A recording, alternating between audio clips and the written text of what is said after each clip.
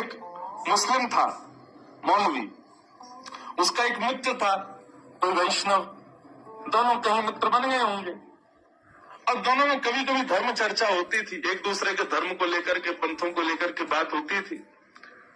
तो एक दिन उस मौलवी ने अपने वैष्णव उस मित्र से कहा, बोले एक बात बताओ, तुम्हारे यहाँ कोई ऐसा कोई मंत्र है, ऐसा कोई श्लोक है या कुछ ऐसा है जिससे तुम्हारा खुदा साक्षात मुझे दिख जाए? तो उन्होंने गीत गोविंद उसको प्रदान कर दिया। बोले लो इसका पाठ करना शुरू कर दो, तुमको हमारे ठाकुर जी दिख जाएंगे।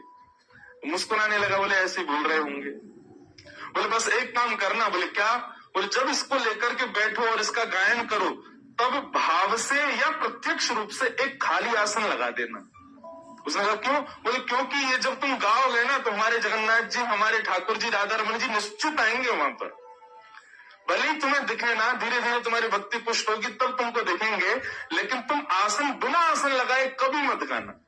एक आसन सन्मुख या आसन नहीं हो तो एक भाव से कि मैंने यहाँ पर एक चौकी लगा दी है, ठाकुर जी अगर आप आओ तो बैठ जाना। एक आसन निश्चित रख देना। मौलवी ने कहा ठीक है। अब वो रोज गाते और रोज एक आसन लगाते। इसी प्रकार अलग अलग अष्टपदियां गाते, धीर समीरे यमुना तीरे बसती बने बनमाली। थे तो मौलवी लेकिन संस्कृत आती थी। प्राचीन भारत में सबको संस्कृत आती थी। संस्कृत जैसे आज हम हिंदी बोलते हैं वैसे प्राचीन भारत में संस्कृत सबको ही आती थी, सभी बोलते थे। ऐसे वो रख करके गाते थे रोज।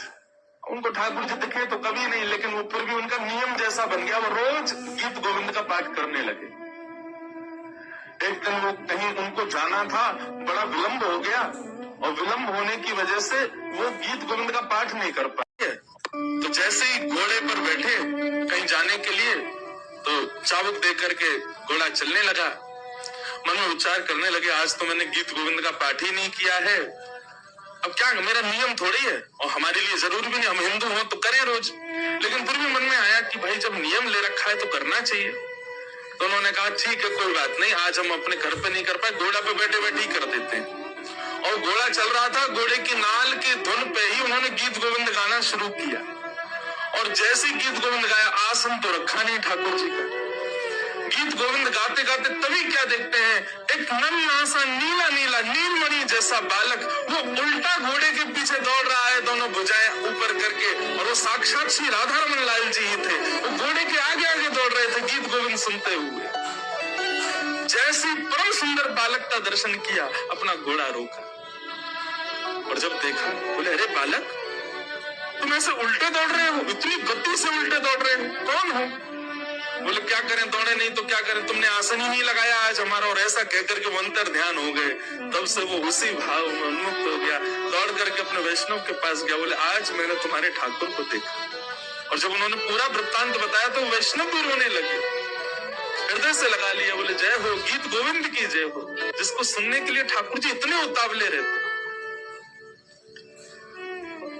इसलिए भैया इस कथा का साफल्य हो जाए यदि एक अष्टपदी भी हमको याद हो जाए और रोज उसको पुष्ट करो, रोज उसको सिद्ध करो, जगन्नाथ जी को जाकर के सुनाओ। और फिर नित्य जब यहाँ से लौट के अपने घर जाएं तो एक नवीन आसन रोज अपने सन्मुख पधराओ और उस आसन पर ऐसा भाव रखो, हे लाल जी पधारो, और फिर गीत गोविंद का पाठ करो।